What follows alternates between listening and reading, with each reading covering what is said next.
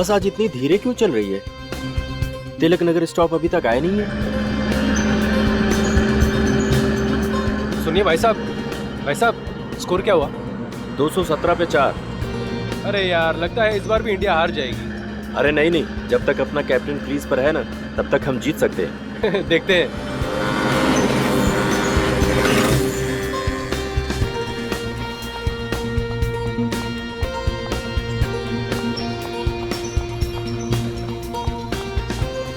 हाय। आज तू भी लेट हो गई? नहीं यार, मैं तो टाइम पर पहुंच गई थी, पर पता नहीं बस लेट हो गई। थैंक गॉड कि बस अभी तक नहीं आई। पता नहीं आज बस को क्या हो गया, हमेशा तो टाइम पर आ जाती है ना। देखो ना, अब शहर का ट्रैफिक भी इतना दिन ब दिन बढ़ते जा रहा है कि कोई क्या कर सकता है। इसीलिए कहती हूँ बेबी, एक कार खरीद ले। ये रोज रोज का ना बस का झंझट ही खत्म हो जाएगा। ना बाबा ना, अपने घर की EMI चुकाते चुकाते मेरी आधी सैलरी खत्म हो जाती। कार खरीद ली तो मेरी कमर ही टूट जाएगी। तो अपने बॉस को क्यों नहीं बोलती सैलरी बढ़ाने के लिए? वैसे भी वो तेरी किसी भी बात को इनकार कहाँ करते। नहीं, ऐसा कुछ नहीं है। अरे बस आ गई।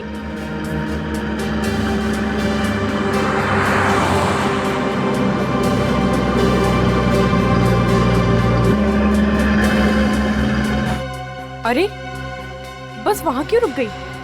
इसका स्टॉप तो यहाँ है ना? पता नहीं, चल के देखते हैं। चल।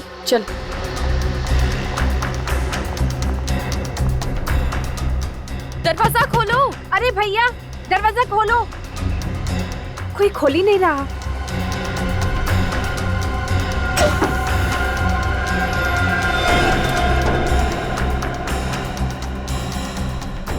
ये बस में इतनी गंदी बदबू कैसी?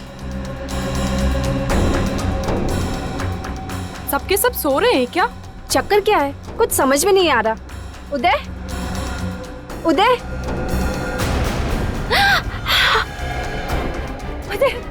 मधु,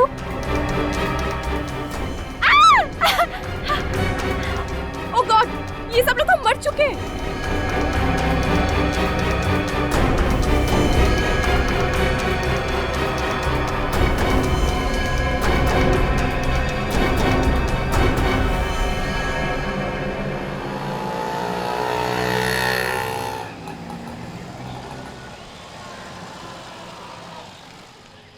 इन मुजरिमों के हौसले दिन ब दिन बढ़ते ही जा रहे हैं सालून के साहब। एक नहीं, दो नहीं, पूरी की पूरी बस के सभी लोगों को मार डाला उन्होंने। हाँ यार, पता नहीं क्या होता जा रहा लोग। जरा सी बात है, लड़ाई झगड़ा मार काट। Very bad. क्या हुआ, कुछ पता चला? नहीं सर, अभी भी चेकिंग चल रही है अंदर।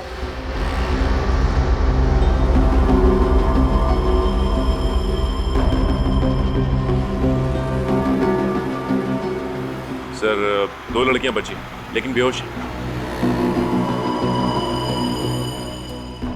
अभी कैसी तबीयत है इन लोगों की? सर, इन्हें थोड़ी देर में होश आ जाएगा।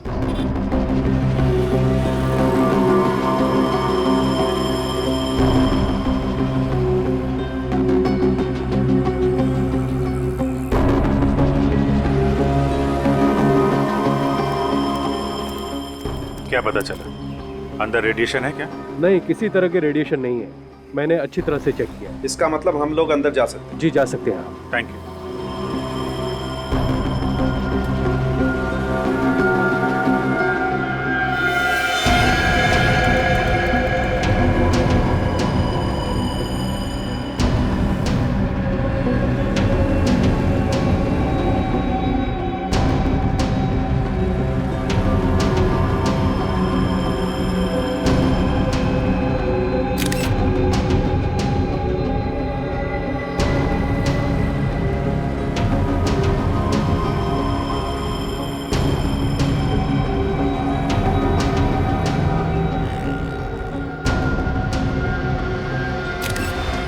मामला तो जहर का ही लग रहा है सारुण के साथ।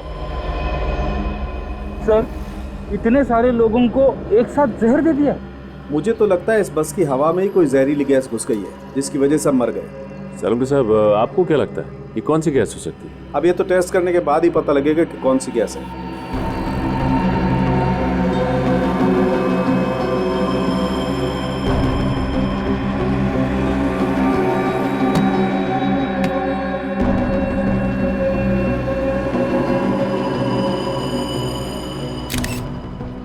सालुंके साहब, हाँ अभिजीत, जरा ये देखिए, ये ग्रीन कलर का ये सब्सटेंस है, यही तो जहरीला केमिकल नहीं? हो सकता है अभिजीत। ऑफिसर्स, दोनों लड़कियों में से एक लड़की को होश आ चुका है। फ्रेडी, सचिन, तुम लोग पूरी बस को अच्छी तरीके से चेक करो। देखो वो जहरीला केमिकल कहाँ से आया, चेक करो। श्रेया, सर। बात कर सकते हैं उनसे? जी, उनसे बात हो सकती है। अभी कैसी तबीयत है आपकी? मैं ठीक हूँ सर, मगर ये सब हुआ कैसे? ये तो आप ही बताइए। अच्छा, ये जब बस रुकी तो आप में से बस में से किसी को उतरते या किसी आदमी को बस में चढ़ते हुए देखा क्या? नहीं सर, ना तो कोई उतरा ना ही कोई चढ़ा। जब मैंने बस का दरवाजा खोला तो देखा कि वहाँ पर बहुत सारी लाशें पड़ी हुई थी। पूरा का पूरा शमशान बना हुआ था सर। और सर उसके बाद हम लोग बेहोश हो गए थे। ठीक है, थैंक यू वेरी मच। आप इनको हॉस्पिटल ले जाइए। जी।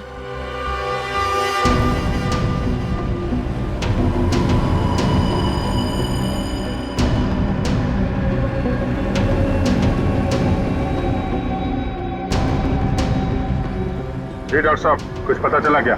हाँ अभिजीत, ये देखो, जहर ने चमड़ी पर अपना असर दिखाना शुरू कर दिया है। सबकी चमड़ी पर हरे हरे दाग आना शुरू हो गए। देखो,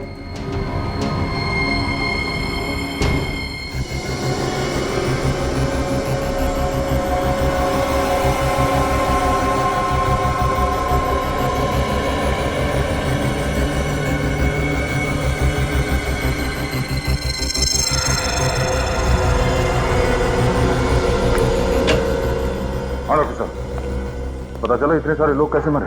हाँ दे, मैंने टेस्ट कर लिया।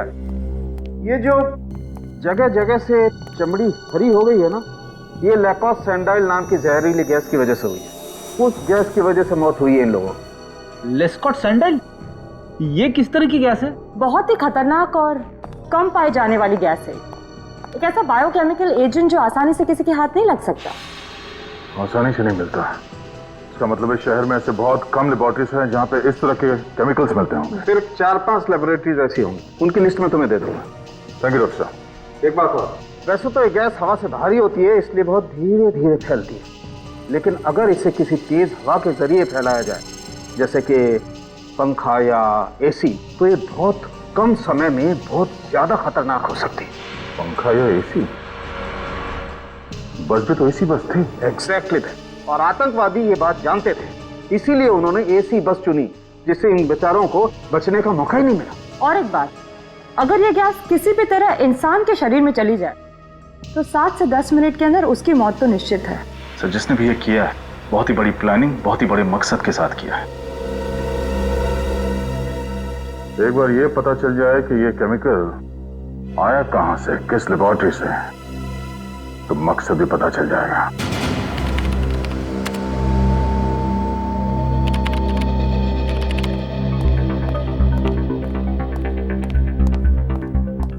अभिनीत, क्या पता चला?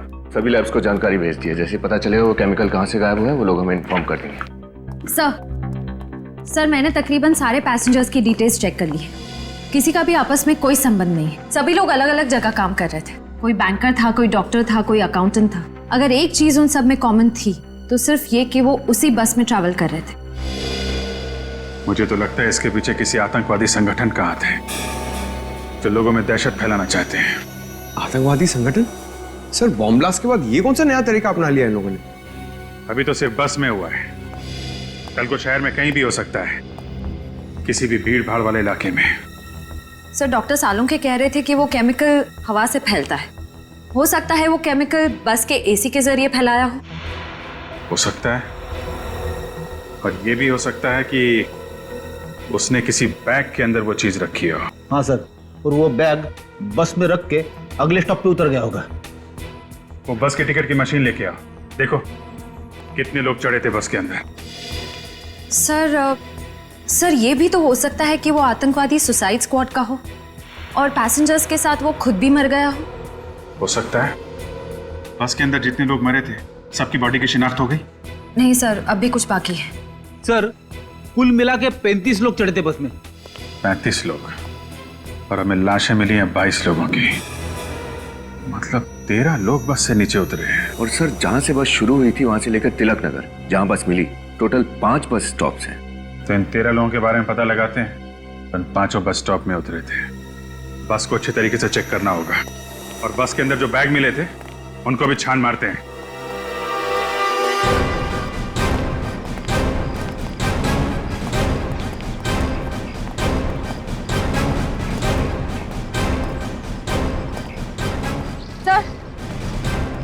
सर ये जतिन है, गाड़ियों के पुर्जे पुर्जे की अच्छी जानकारी है इसे।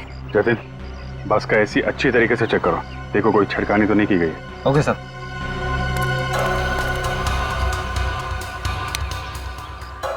एसी का वेंटिलेशन चेक करो, देखो कहीं हरा रंग दिखता है क्या।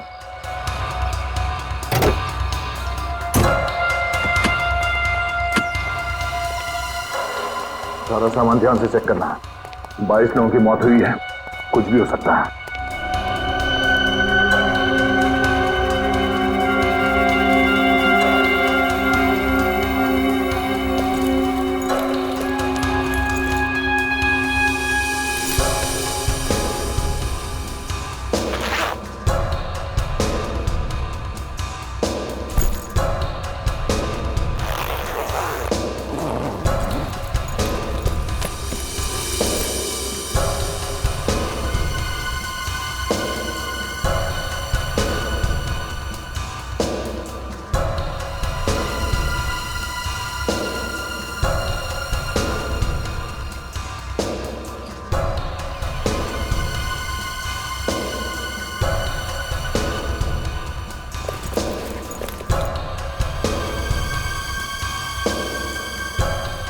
एक मिनट, इस परफ्यूम के बॉक्स में इस गड़बड़ हो सकती है। यहाँ देना।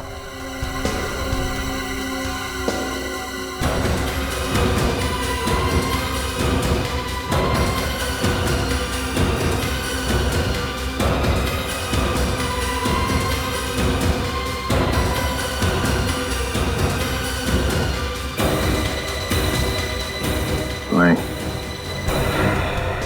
ये बोर्ड तो एकदम भरी हुई है, इसमें केमिकल नहीं हो सकता।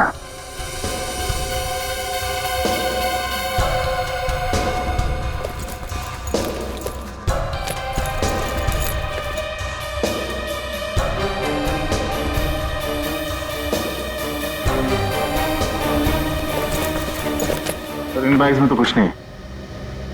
सर, इधर भी कुछ भी नहीं मिला। नहीं सर, कुछ भी नहीं है। कमाल है, सारा सामान चेक कर लिया पर केमिकल का कहीं कोई नामो निशान नहीं। शायद उस बस में कुछ मिला। सर एसी में तो कुछ नहीं मिला। कमाल है, बस में अगर नहीं है तो वो जहरीली गैस आई तो आई कहां से? वो एयर फिल्टर चेक किया? यस सर, कुछ नहीं मिला उसमें भी। एसी के जरिए अगर वो जहरीली गैस नहीं आई है बस के अंदर, तो फिर गैस आई कहां से?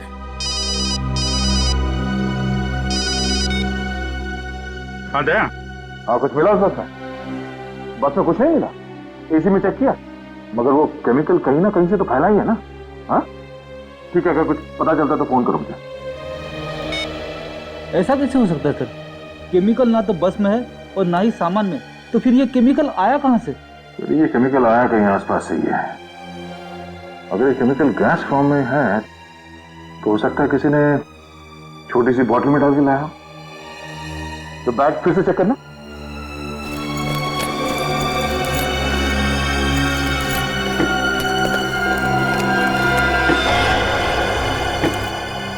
सर, इस बैग के अंदर कुछ है।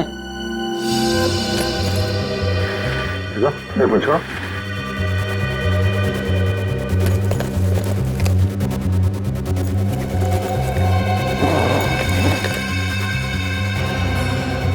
ये देखो,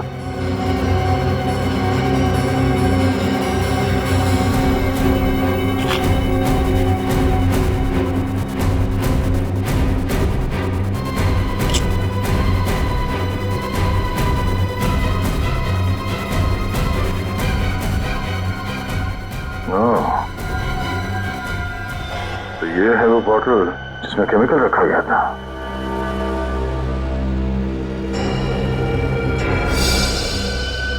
तो इस बैग के अंदर भी वो हरा लगा हुआ है सर। सर बॉटल को देख के तो लगता है कि ये एक ऑर्डिनरी बॉटल है और बॉटल के अंदर केमिकल हाथ से डाला गया होगा। सीट नंबर 16 पे कौन बैठा ना सर?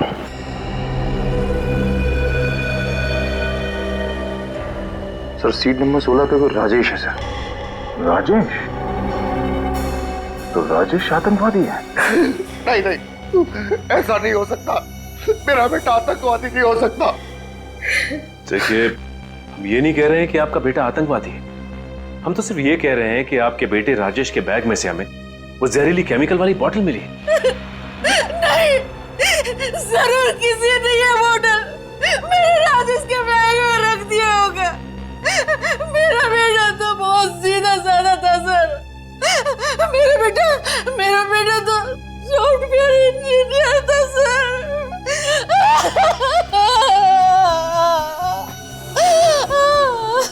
सर विश्वास कीजिए, वो ऐसा नहीं हो सकता।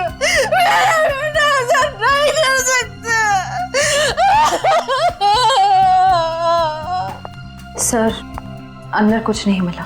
देखा सर, देखा, अब तो विश्वास हुआ ना कि हम लोग शरीफ लोग हैं।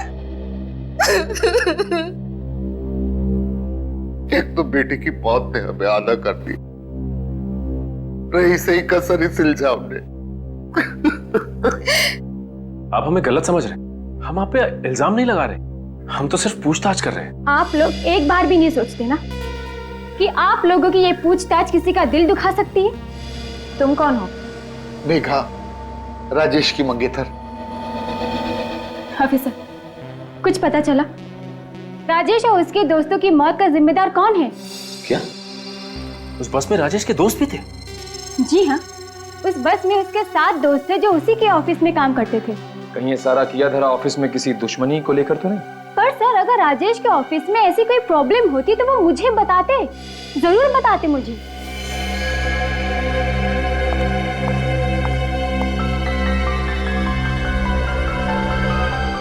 ये अस्थमा का पंप किसका है? राजेश का। क्या राजेश को अस्थमा था? हाँ सर, बहुत सीरियस अस्थमा था। अच्छा, ये अस्थमा के मरीज तो इस तरह का पंप हमेशा अपने पास रखते हैं ना? जी। लेकिन सर, हमें राजेश के बैग में या उसकी जेब में कोई अस्थमा का पंप नहीं मिला था। ये कैसे हो सकता है सर? मेरा बेटा राजेश बिना अस्थमा पंप के घर से बाहर ही नहीं जाते थे।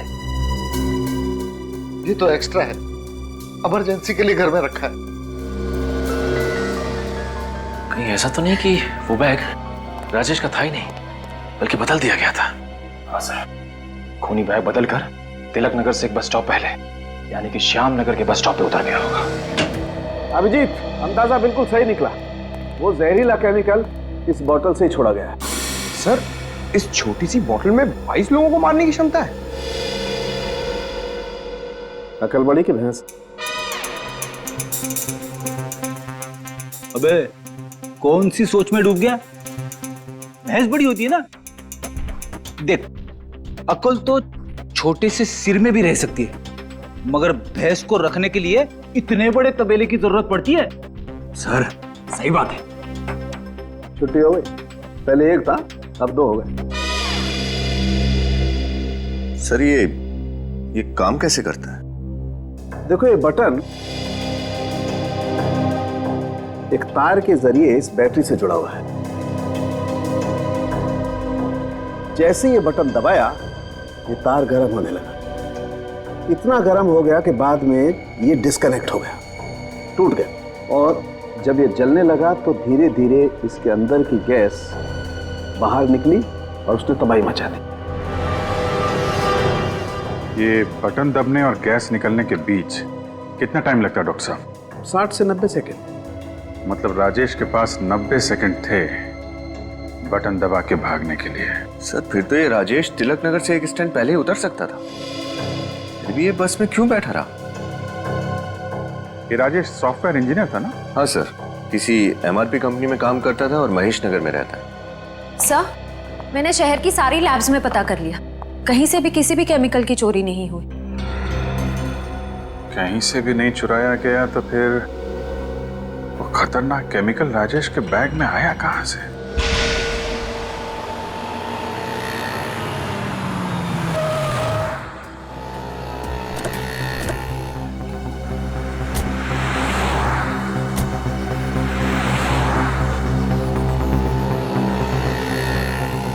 यहाँ आसपास तो कुछ दिख नहीं रहा, ना कोई पान वाला ना कोई चाय वाला।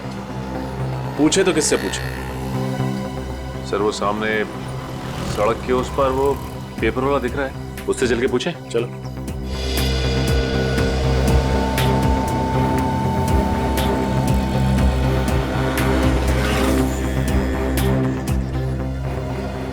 सुनो जरा, तुमने कल सुबह 8:30 से 8:45 के बीच किसी आदमी को इस बैग के साथ देखा था वहां बस से उतरते हुए? 8:30 और 9 के बीच? अरे हाँ साहब, 8:30 और 9 के बीच एक क्या मस्त शूटिंग चल रही थी साहब। अब उसको छोड़ के कोई ये हैंडबैग देखेगा क्या? शूटिंग? कैसी शूटिंग? साहब वो सीरियल आ रहे हैं ना, क्या नाम है उसका, साजन सजनी। हाँ, साजन सजनी का प्यार, उसी की शूटिंग चल रही थी साहब। कहाँ हो रही थी ये शूटिंग? शूटिंग आइए ना साहब, दिखाता हूँ, आइए दिखाता हूँ। शूटिंग इधर चल रही थी साहब, इधर हीरो खड़ा था, इधर हीरोइन खड़ी थी। क्या मस्त डायलॉग बोल रही थी साहब, देख के तो मजा आ गया माँ कसम। हीरोइन यहाँ पे और हीरो यहाँ पे खड़ा था, और ये बस स्टॉप एग्जैक्टली इसके पीछे। अच्छा ये बताओ कि कैमरा कहाँ लगा हुआ है? क्या साहब, जब हीरो इधर खड़ा है, हीरोइन इधर खड़ी है, तो कैमरा तो इधर ही होगा ना साहब। कैमरा वहां पे, हीरो हीरोइन यहाँ, और ठीक पीछे बस स्टॉप। शायद बस से उतरने वाले यात्री उस कैमरे में देखे होंगे। हाँ, ये हो सकता है। ये शूटिंग कितनी देर तक चली थी? अरे साहब बात ये ना साहब, जो डायरेक्टर था बहुत खड़ूस था, हर बात पे काट काट काट, एक ही डायलॉग पूरे 2-2.5 घंटे। ठीक है, क्या नाम पता है सीरियल का? साहब लगता है आपको भी शूटिंग देखनी है। हा? अरे साहब इधर बगल वाली गली ना, उधर शूटिंग चल रही है, जाकर देख लो ना साहब। चलो। राहुल मैं तुमसे प्यार करती हूँ राहुल। तो छोड़ दो इस दुनिया को, कुर्बान कर दो इस जान को और आ जाओ मेरी बाहों। आई। कट कट कट, ये क्या कर रहे हो तुम दोनों? 18वां रीटेक था, अगर इसी शॉट में पूरा दिन निकल गया तो प्रोड्यूसर तो मेरा बैंड बजा देगा। सॉरी सर, लेकिन सुचिता का वजन इतना ज्यादा है कि मेरा बैलेंस बिगड़ जाता है। मेरे वजन को दोष मत दो, अगर जिम में तुमने ज्यादा मेहनत की होती ना तो आज ये नौबत नहीं आती। डायरेक्टर साहब, हमें आपसे कुछ बात करनी है। लो, अब इनको भी मुझसे बात करनी है। बताइए क्या बात करनी है? हम लोग सीआईडी से हैं। आप लोग सीआईडी से हैं? लेकिन सर मेरे पास यहाँ शूट करने की परमिशन है। ये देखिए सर, ये लेटर है। इसकी जरूरत नहीं है, हमारे यहाँ आने की वजह कुछ और ही है। वो क्या सर? आप लोग कल सुबह श्यामनगर बस स्टॉप पर शूटिंग कर रहे थे। जी हाँ, उसके सामने वाली सड़क पर। तब तो आपको पता चल ही गया होगा कि कल वहाँ से गुजरने वाली एक बस में 22 लोगों की मौत हो गई। जी मैंने अखबार में पढ़ा था, काफी बुरा हुआ। हम आपकी शूटिंग की फुटेज देखना चाहते हैं, शायद आपकी शूटिंग की फुटेज में वो बस भी दिखी है। जी हाँ जरूर, अगर हम किसी तरह कानून की कुछ मदद कर सके तो इससे ज्यादा गर्व की बात और हमारे लिए क्या हो सकती है। आइए प्लीज।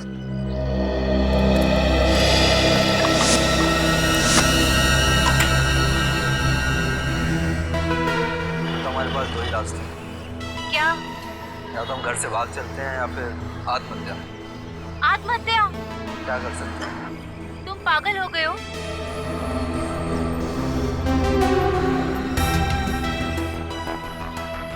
एक सेकंड, पॉज करो। बस वही है सर, सीआर ट्रेवल्स की। अब इसके आगे प्ले करो।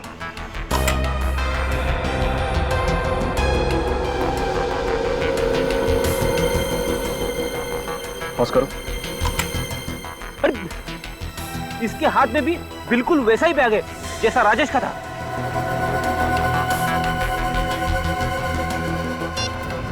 इसकी फोटो हर अखबार, हर न्यूज चैनल में दे देते हैं, कोई तो पहचानेगा इसे। आगे प्ले करो।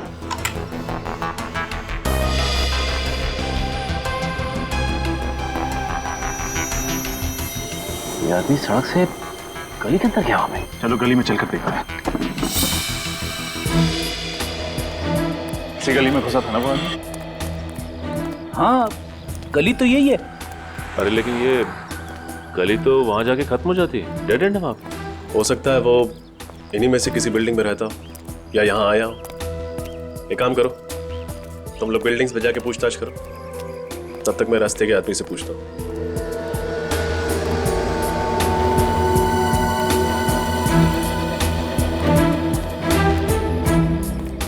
अरे भाई, तुम रोज अपना ठेला यहीं लगाते हो? हाँ साहब, हम सवेरे 7 से रात के 9 बजे तक यहीं ठेला लगाते हैं। तब तो तुमने कल सुबह जरूर एक आदमी को इस गली में घुसते हुए देखा हो। उसके हाथ में एक बैग था। आप CID।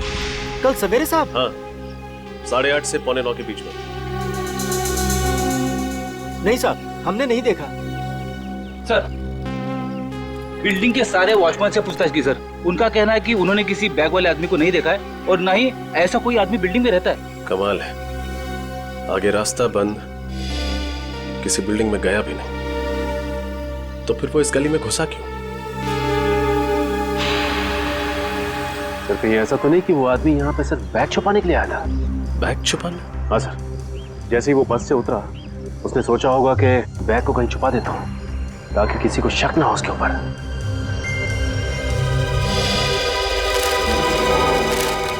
हाँ सचिन, सुनो, कल तुम्हें इस डिब्बे में कोई बैग मिला था? नहीं साहब, कल तो मैं बीमार था साहब, कल मैं आया नहीं था साहब। इसका मतलब कल का कचरा अभी भी इस डिब्बे में ही होगा। चेक करो।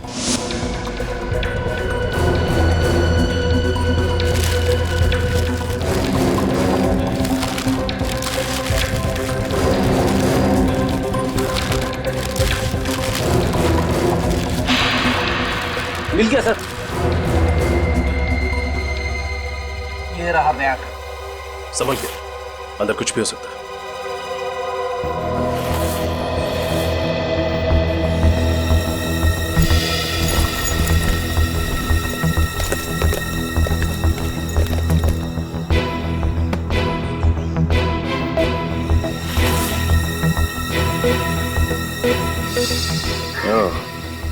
ये रहा राजेश का अस्थमा पंप। ये बैग राजेश का ही है। सर, डॉक्टर तारिका को राजेश के बैग के ऊपर से एक खास आदमी की उंगलियों के निशान मिले। अच्छा, कौन है वो? सर, मुन्ना नाम का पुराना मुजरिम है। 2 साल पहले गन्स की स्मगलिंग में पकड़ा गया था। मुन्ना? पंकज, अपना डाटा चेक करो, निकालो इस मुन्ना का इतिहास। मुन्ना? सर, मुन्ना ने काफी प्लानिंग की होगी इस सब के लिए। राजेश पे नजर रखी होगी और ठीक राजेश के जैसा ही बैग बाजार से खरीदा होगा ताकि उसे बदला जा सके। सर, ये देखिए। सर, स्मगलिंग के अलावा मुन्ना सुपारी लेके खून भी करता है, मगर इसका कोई एड्रेस नहीं है। सर, एक हरिया नाम का आदमी भी काम किया करता था इस मुन्ना के साथ। मैं जानता हूँ इसे, बाद में वो खबरी बन गया। वेरी गुड, फोन लगाओ इस हरिया को, पता ठिकाना मिलेगा इस मुन्ना का। यस सर, ये मुन्ना तो सुपारी किलर है, फिर ये आतंकवादियों के साथ कैसे मिल गया? पैसे को लालच दिया होगा, बन गया सुपारी किलर से आतंकवादी। सर, इस मुन्ना का पता चल गया सर। कहाँ है? पीपटवाड़ी में कहीं अपना अड्डा बना के रखा है इसने। पीपटवाड़ी? इस मुन्ना बेटा को लोरी सुनाने का टाइम आ गया है। मुन्ना एक आतंकवादी है, संभाल के, कुछ भी हो सकता है।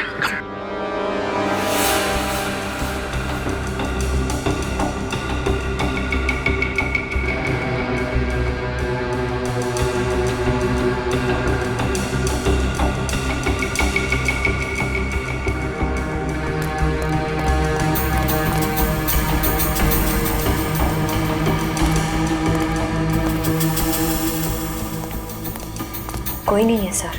कोई नहीं?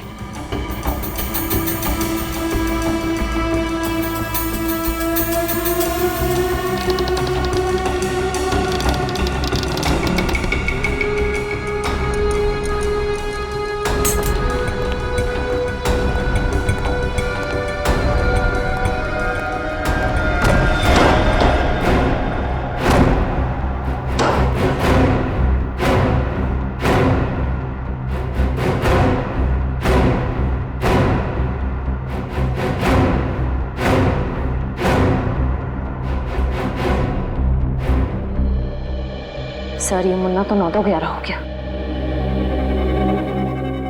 या अपराधी अक्सर अपराध करके अपना ठिकाना बदल लेते हैं। एक काम करो, अच्छी तरह से तलाशी लो, कुछ ना कुछ जरूर छोड़ के गया होगा ये मुन्ना। सर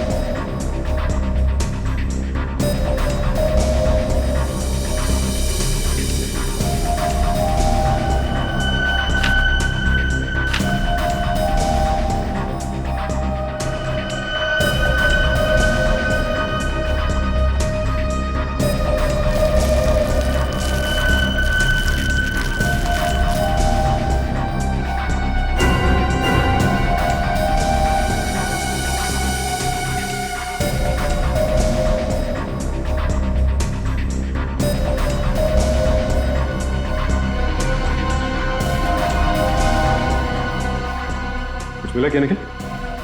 इस नोटपैड पे कुछ लिखा गया था पर कुछ दिख नहीं रहा है साहब।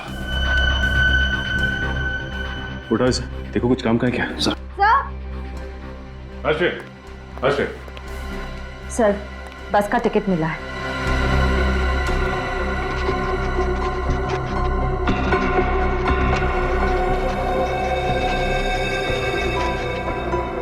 एक बात तो पक्की हो गई कि वो बैग उस बस में मुन्ना नहीं रखा था, उसी बस की टिकट है और टाइम और डेट भी मैच कर रहे हैं। लेकिन ये क्या, मुन्ना ने बस एनडी नगर से पकड़ी थी, पीपलवाड़ी से नहीं। पर सर मुन्ना को एनडी नगर बस स्टॉप जाने की क्या जरूरत पड़ गई? उसके लिए तो पीपलवाड़ी का बस स्टॉप ज्यादा नजदीक पड़ता। वो इसलिए क्योंकि शायद मुन्ना एनडी नगर में किसी से मिलने गया था। इस नोटपैड से एनडी नगर के घर का एड्रेस मिला है सर। एनडी नगर, हमारी अगली मंजिल एनडी नगर का ये घर है। हो सकता है मुन्ना का ये नया ठिकाना। सर दरवाजा खुला है, लगता है मुन्ना अंदर ही है, संभाल के।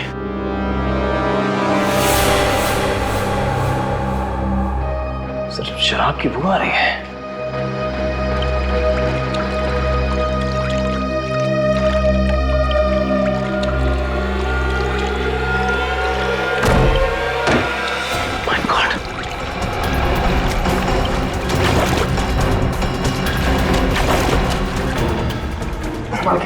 लगता है ज्यादा शराब पी के बाथटब में बेहोश हो गया। ये बेहोश नहीं है, बल्कि इसकी मौत हो चुकी है। ये तो मुन्ना नहीं है, आखिर है कौन? सर इसका नाम सनी है, इसके पास में ये ड्राइविंग लाइसेंस है। सनी? मुन्ना जैसे आदमी के पास सनी का एड्रेस कैसे आया? एक काम करते हैं, पूरे घर को छान मारते हैं, देखते हैं क्या मिलता है।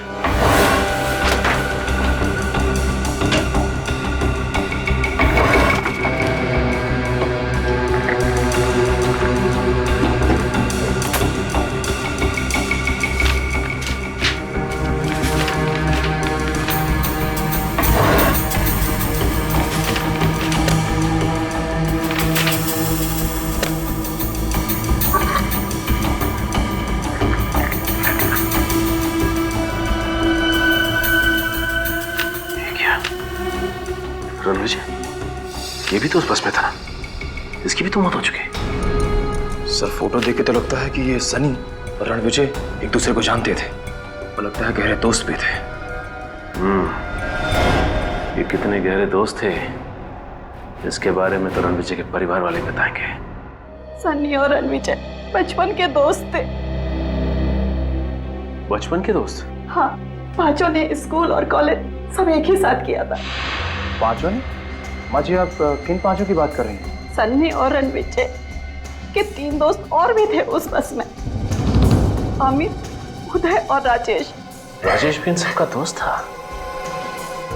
इसका मतलब ये कोई आतंकवादी हमला नहीं है, बल्कि कोई तो ऐसा जरूर है जिसने इन सबको ऊपर पहुंचा दिया। किसने मारा है उन बच्चों को? उन बच्चों की तो किसी से कोई दुश्मनी भी नहीं थी। किसी ना किसी से तो दुश्मनी जरूर थी माता जी, वरना खूनी ऐसे ही उनके पीछे नहीं पड़ता। इन पांचों के अतीत के बारे में पता करना होगा हमें। सर, सालुंखे सर की रिपोर्ट आ गई। सर, इस रिपोर्ट में साफ साफ लिखा है कि सनी के बाथटब में डूबने की वजह शराब नहीं, ड्रग्स है, जो उन्हें सनी के खून में मिली थी। ड्रग्स? मतलब सनी शराब नहीं पीता था? नहीं। फिर क्या सनी ड्रग्स लेता था? नहीं विनीत, रिपोर्ट में साफ साफ लिखा है सनी को ड्रग्स वाला इंजेक्शन उसे गर्दन के पीछे दिया गया। कोई भी आदमी ड्रग्स लेगा अपने हाथ में इंजेक्शन लगाएगा, बाजू में लगाएगा, गर्दन के पीछे? हुआ कुछ ऐसा होगा कि मुन्ना ने सनी का दरवाजा खटखटाया, सनी ने दरवाजा खोला और अंदर जाने के लिए पीछे मुड़ा तो मुन्ना ने वो ड्रग्स वाला इंजेक्शन उसके गर्दन के पीछे खोप दिया। सनी बेहोश होकर गिर गया, मुन्ना ने उसे उठाया और बाथटब में डुबो के मार दिया। आसपास शराब छिड़क दी ताकि लोगों को लगे कि ये एक एक्सीडेंटल डेथ है। जिस तरह उस खून को एक्सीडेंट की शक्ल दी गई, ठीक उसी तरह इस बस वाले हमले को आतंकवादी घटना बना दिया उन्होंने। हम सोचते रहे कि इसके पीछे आतंकवादी संगठन का हाथ है, जबकि ये खून है, खून। सनी की मौत हुई 6 से 7 बजे के बीच, मतलब 6 से 7 बजे के बीच सनी का खून करने के बाद मुन्ना एनडी नगर के बस स्टॉप पे पहुंचा और वहां उसने 7:45 बजे की बस पकड़ ली। फिर मौका देख के रास्ते में वो केमिकल वाला बैग राजेश के बैग के साथ बदल दिया। काम हो गया उसका। एक चौंका देने वाली बात पता चली है। क्या बात? सर, 5 साल पहले इस सनी पे खून का इल्जाम लगा था, मगर ऐन वक्त पे गवाहों ने कोर्ट में आने से मना कर दिया और सनी छूट गया। अच्छा, उन गवाहों में कहीं रणविजय और उसके 3 दोस्त तो नहीं थे? हाँ सर, वही लोग थे। ठीक कहा आपने। खून किसका हुआ था? किसी मोनिका नाम की लड़की का। मोनिका? मतलब खूनी मोनिका का कोई दोस्त या रिश्तेदार है जो उसकी मौत का बदला ले रहा है। अब सीआईडी के आने का क्या फायदा? मेरे मोनिका को तो इंसाफ दिला नहीं पाए आप लोग। इसलिए अब आपके पति खून करके बदला ले रहे हैं। ये क्या कह रहे हैं आप? बिल्कुल ठीक कह रहे हैं। जरा बुलाइए उन्हें। कहाँ से बुलाऊं? मर चुके हैं वो। क्या? उनकी भी मौत हो चुकी? जी हाँ। एक बूढ़े बाप के कंधों में इतनी ताकत नहीं होती कि जवान बेटी के अर्थी के साथ कानून की नाइंसाफी का बोझ भी सह सके। जब कानून ने मेरी मोनिका के खूनी को आजाद छोड़ दिया तो वो ये बर्दाश्त नहीं कर पाए, आत्महत्या कर ली उन्होंने। बहुत बुरा हुआ आपके साथ, प्लीज संभालिए अपने आप को। देखिए माँ जी, आपके परिवार के साथ जो कुछ भी हुआ उस बात का बेहद अफसोस है हमें। पहले आपकी बेटी मोनिका और उसके बाद आपके पति। बात दरअसल ये है कि कोई तो है जो मोनिका के खूनी और उसके दोस्तों की जान ले रहा है। क्या? मोनिका का कातिल मारा गया? ये किसने किया? हम भी यही पता लगाने की कोशिश कर रहे हैं। जरूर कोई मोनिका के पास वाला ही होगा। नहीं, लेकिन जो भी ये कर रहा है ना, मेरी दुआएं हैं उसके साथ। कोई तो है जो मेरी बेटी के खून का बदला ले रहा है। वो सिर्फ आपकी बेटी के खूनी को ही नहीं, बल्कि साथ साथ कई मासूम लोगों को अपना शिकार बना चुका है। अब अगर ऐसे आदमी को आप दुआ देंगे, माँ जी, मुझे नहीं लगता कि ये अच्छी बात होगी। माँ जी, मोनिका का कोई भाई है? जी नहीं, वो हमारी इकलौती संतान थी। तो हो सकता है कि आपकी बेटी मोनिका किसी से प्यार करती हो? हाँ, वो और संजय एक दूसरे से बेहद प्यार करते थे। शादी भी होने वाली थी उनकी, पर वो तो बहुत नेक लड़का है, वो ऐसा नहीं कर सकता। वो कितना नेक है वो तो हम पता कर ही लेंगे। संजय, ये क्या बकवास कर रहे हो मुन्ना? तुम सारे पैसे मैं तुम्हें दे चुका हूं ना। संजय साहब, सारे नहीं, आधे पैसे। क्या मतलब? मतलब वो सारे पैसे 4 लोगों को मारने के लिए दिए गए थे। उनके साथ 18 लोग और मारे गए। उनका क्या? वो क्या मुफ्त में मारे गए? देखो मुन्ना, ये तो सरासर बेईमानी है। बेईमानी के धंधे में ईमान ढूंढ रहे हैं। मुझे पैसे चाहिए, पैसे। देखो मुन्ना, तुम्हें शुरुआत से पता था कि प्लान के हिसाब से बस में जितने भी लोग होंगे वो सबके सब मारे जाएंगे, ताकि वो 4 दोस्त मारे जा सके। पुलिस को ये एक आतंकवादी हमला लगे। अब मेरे पास और पैसे नहीं है, तुम प्लीज यहां से जाओ। ठीक है, कोई बात नहीं, सारे सबूत हैं मेरे पास। पुलिस को तुम तक पहुंचने में ज्यादा टाइम नहीं लगेगा। तो तुम मुझे ब्लैकमेल कर रहे हो? देखो, ये सही नहीं है।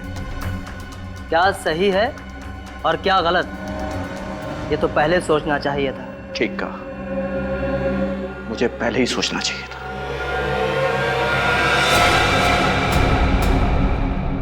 ये क्या करे संजय? मुझे मत मारना। ना मुन्ना ना।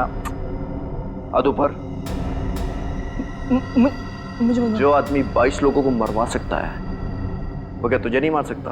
संजय, मुझे मत मारना।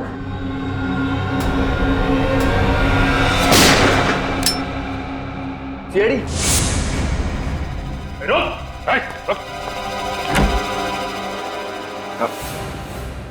मैंने कुछ नहीं किया सर, ये सब इस गुंडे मुन्ना ने किया है। पता ही है, बस में बैठे लोगों को मार दिया इसने। हमें पता है तुमने किया ये सब। मोनिका के खून का बदला लेना चाहते थे ना तुम? नहीं सर। नहीं?